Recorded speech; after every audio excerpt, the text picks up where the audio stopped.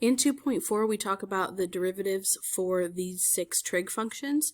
We already saw on the last question from the beginning of the 2.0 packet how the derivative of sine was cosine, okay? So on the graph that had the 2 functions on top of each other, and we had to identify which was f and f prime, and then there was another one for f double prime. But I'm going to go ahead and give you these 6 formulas. You can also get them from the book on pages 115 and 116. And then just like with product and quotient rule, I'll find another video or make another video that goes through the proofs of those. It's not something that you have to prove, but I mean, if you are interested, you are more than welcome to look at those. But again, it's not something that you're ever going to be required to do, okay? So let's go ahead and list these first. The derivative of the sine function is cosine of x, and usually we can get kind of lazy and just say sine and cosine, but make sure you're putting something inside there. We can't have sine of nothing or cosine of nothing. There has to be something inside there, all right? The derivative of cosine is negative sine x. The derivative of tangent is secant squared x. The derivative of cosecant x is negative cosecant x times cotangent x. The derivative of secant x is secant x times tangent x, and the derivative of cotangent x is negative cosecant squared of x. Now, it might seem like some of these are a little bit random, but there are some relationships between them that can help you remember what's what. So let me give you an example.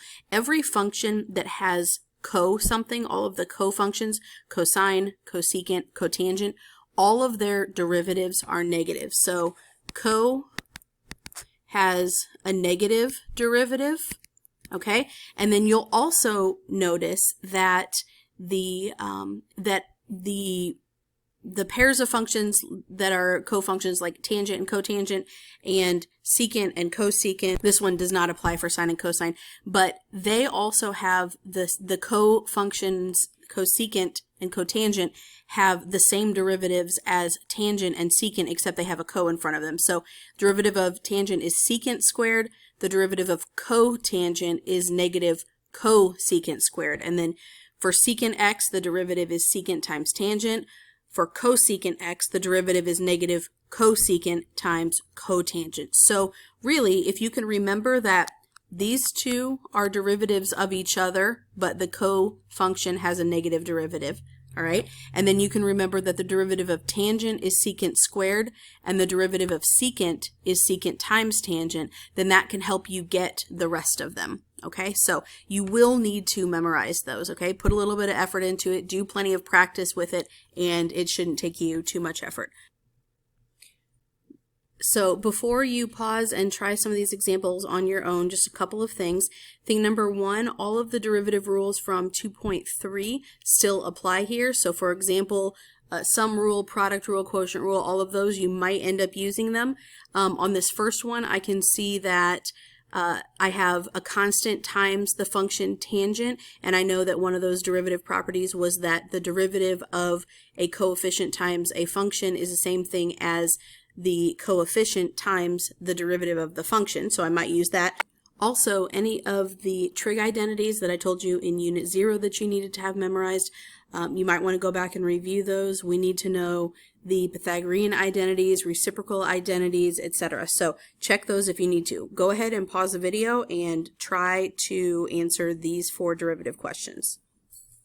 All right, for the first one, 3 is a coefficient. So in my derivative,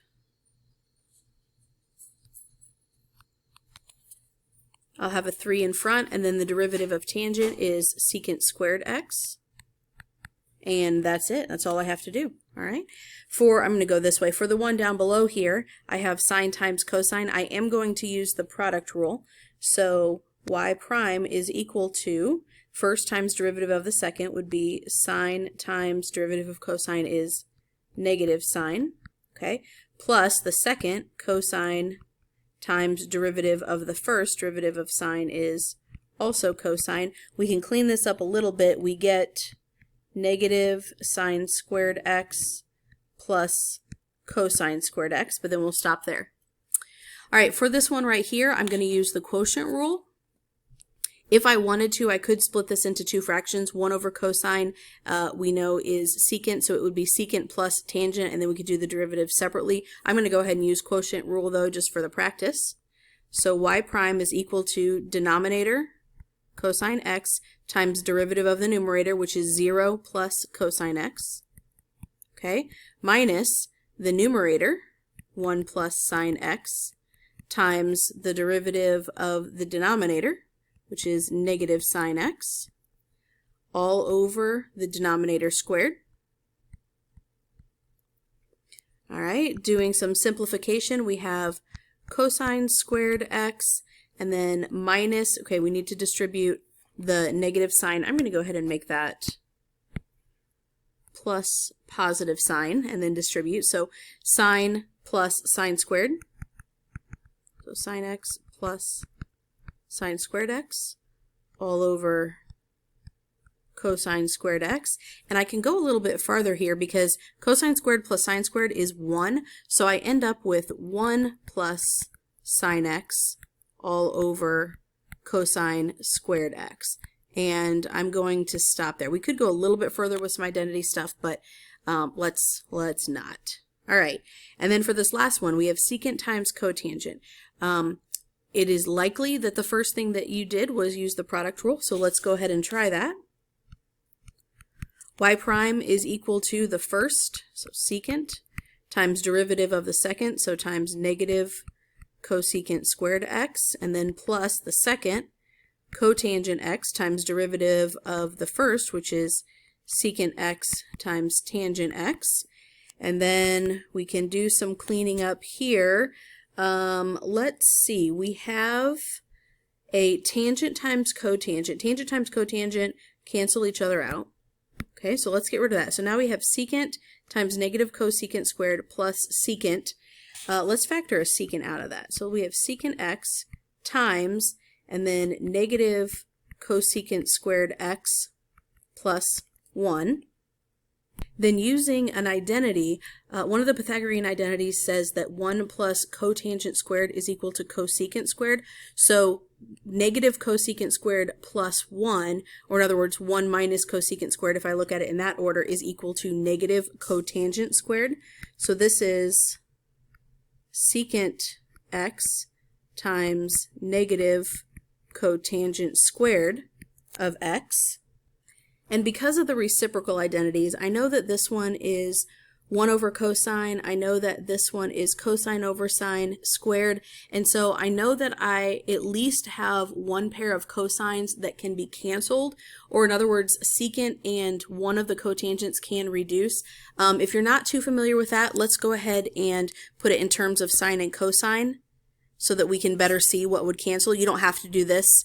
You can cancel the secant and one of the cotangents if you want, but I'm going to rewrite it because most of us are more familiar with sine and cosine. So this is 1 over cosine x times, let's move the negative to the front, okay, times, and then this would be cosine squared x over sine squared x, and then we can get rid of one of these with one of these, which leaves us with negative, and then I have a cosine left and a sine squared in the denominator. So cosine over sine squared, I could write it as cosine over sine squared, or cosine over sine squared is cotangent, and then the 1 over sine squared is cosecant. So I'm going to write this as negative I'm taking one of the signs, so negative cosecant times cotangent. All right.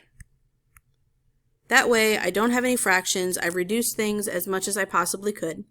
And at this point, you may be thinking, I would not have thought to do all of that, or, hey, that's a lot of hassle. Okay, to which I'm going to suggest that if you use identities earlier in this problem, we don't have to do nearly this much work, okay? Secant is 1 over cosine. Cotangent is cosine over sine. Cosines cancel. This, I'm not doing a derivative here. I have an equal sign for a reason. So y is equal to 1 over sine, which is cosecant x. And the derivative of cosecant x from our formula is negative cosecant cotangent. So that would have been a little bit easier if we would have recognized that these could be reduced earlier on. Okay. The one other thing that I want to say about these trig derivatives is if you are, let's say that you're on a quiz or something like that, and maybe you can't remember one of the formulas. Like maybe you can't remember that the derivative of tangent is secant squared. Okay, instead of just making something up, realize that you can use identities to rewrite it in terms of sine and cosine, and then you can take the derivatives of the, sine or cosine or both, depending on what it is. So for example, let's say that we have tangent on a quiz, we run into that, and we just really can't remember. Instead of guessing, write tangent.